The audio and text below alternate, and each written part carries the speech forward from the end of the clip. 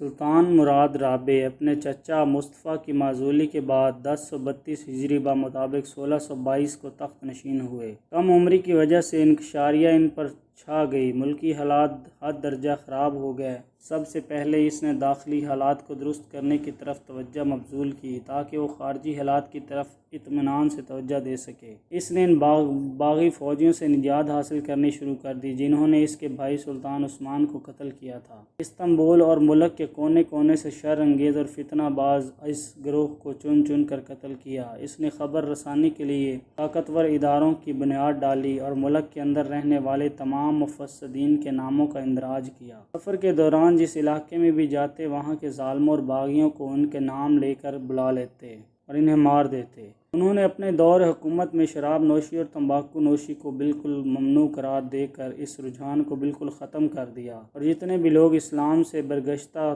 ہوئے تھے تمام کو نیست و نابود کر کے چھوڑا۔ بغداد کی طرف پیش قدمی کی جس پر عباس شاہ نے قبضہ کر کے یہاں کے سنیوں کو ذلیل کرنا شروع کر دیا تھا، عثمانی حاکم کو قتل کر دیا تھا۔ مراد نے بغداد کا محاصرہ کر لیا، توپوں سے گولہ باری کی اور فصیل شہر کو جگہ جگہ سے توڑ دیا۔ 1048 میں شہر فتح ہوا۔ سلطان فاتح کی حیثیت سے شہر میں داخل ہوا، 20,000 فوجیوں کو موت کی نیند سلا دیا، پھر کچھ مدت تک یہاں مقیم رہا، فصیل شہر کی اصلاح کی، یہاں اپنی طرف سے ایک وزیر حاکم مقرر کیا۔ سلطان فوجوں کی قیادت خود کرتا تھا اور فوجیوں سے گھل مل جاتا تھا۔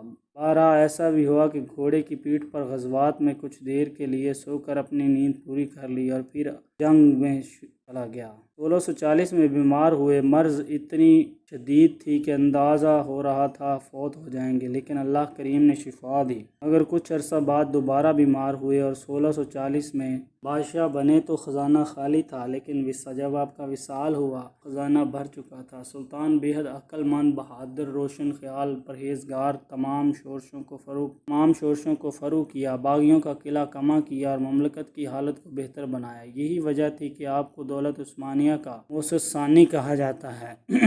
ان کے عہد حکومت میں ملک کی مالیات میں بہتری آئی۔